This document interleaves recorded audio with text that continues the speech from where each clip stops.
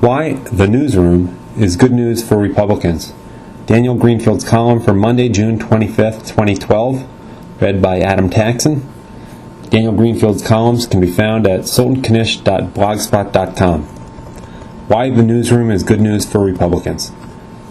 The last time Aaron Sorkin had a high-profile political television show, liberals used it to cope with the decline and fall of the Clinton presidency and the long winter of the Bush years. The West Wing was a coping mechanism for the death of a liberal dream, and so is the Newsroom. Both are an escape into fantasy to avoid dealing with the harsh reality. On an episode of Seinfeld, George is stung by an insult, but is unable to think of a retort, so he spends days trying to come up with the perfect comeback, until he finally thinks of it and travels around the country to get the chance to deliver it. The Newsroom, set in the past and jumping in right before the political balance tilted toward the Republicans in the midterm elections, is the same thing. The Newsroom is Sorkin's sad attempt to win an argument by rewriting history and coming up with all the comebacks that his side couldn't think of 2 years ago.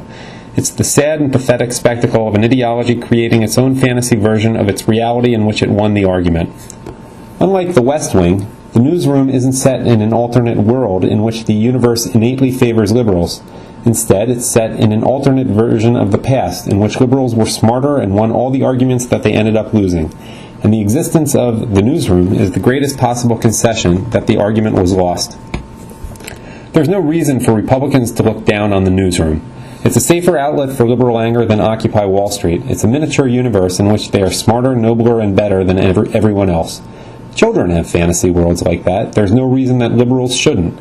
Not only does it give them the security of believing that they really were superior, but it prevents them from learning any useful lessons from their defeat.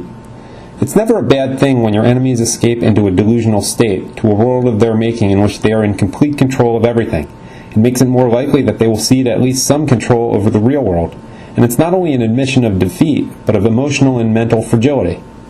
Adults don't need to build fantasy worlds to escape the effects of their failures on their precious self-esteem. That's for overgrown children who are used to getting trophies for just showing up. The Newsroom is the kid that everyone hated losing his race for class president and creating a fantasy world in which he won the election and everyone cheered his obnoxious tantrums. It may not be good for him, but it's good for us because it means he hasn't learned to win. All that he's learned to do is manage the emotional experience of defeat through delusional tantrums of superiority. Propaganda that tells you that you won when you actually lost is corrosive. It inhibits any serious self-evaluation. And without some soul-searching and error-checking, the same mistakes are bound to be repeated over and over again. 17 years after the Clinton presidency was nearly torpedoed by universal health care, his party's successor, who defeated the woman who shaped the initiative, went down the same road, but with much less caution. That kind of stupidity would not have been possible if the winners had learned any lessons from the past.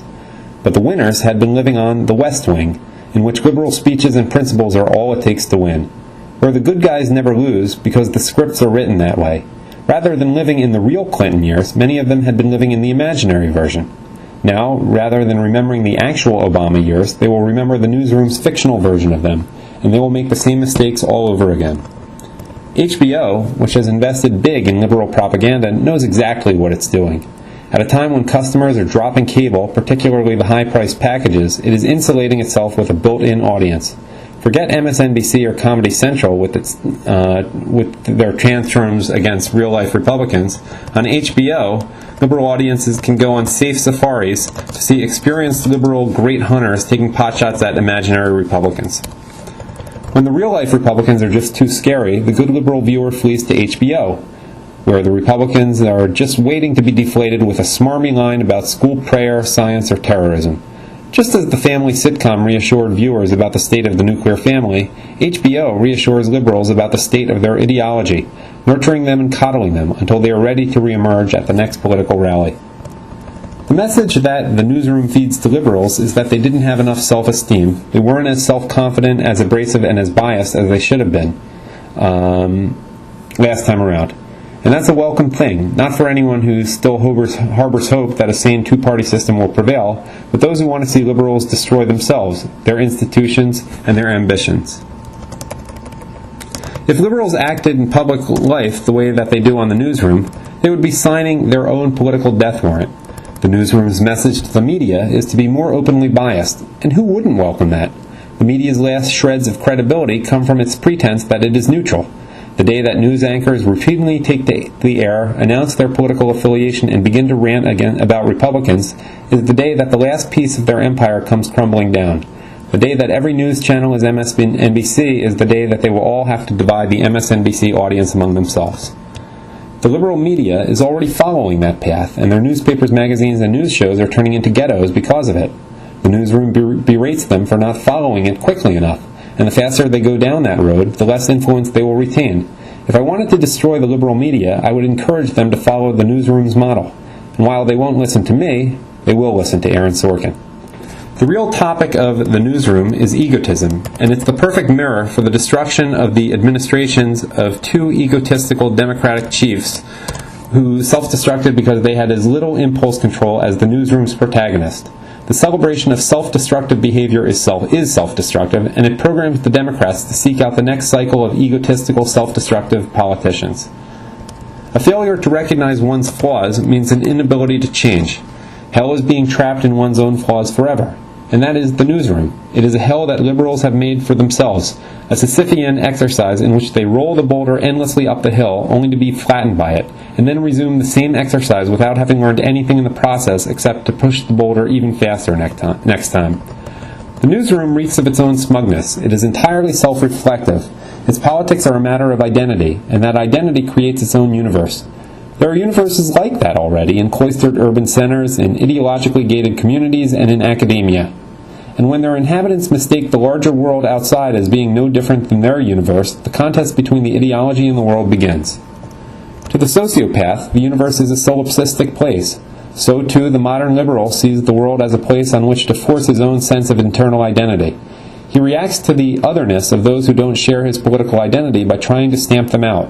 If he can't physically destroy them, then he retreats to physical and mental enclaves where he destroys them intellectually over and over again, fighting battles against legions of ghosts and shadows, mocking and ridiculing them out of existence until he is forced to face them in real life and attempts to treat real people the way that he treated the imaginary obstacles to his ego.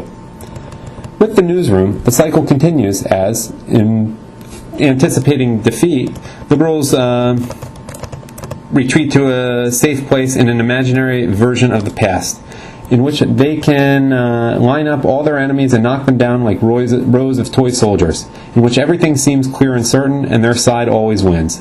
Their hibernation is a good sign. It's a sign that they are afraid they are about to lose. Bears leave hibernation in the spring, but since the spring, liberals have begun crawling into their own caves, arranging the cushions, closing the blinds, and shutting away the world, for the better world glowing from their television screens. The end.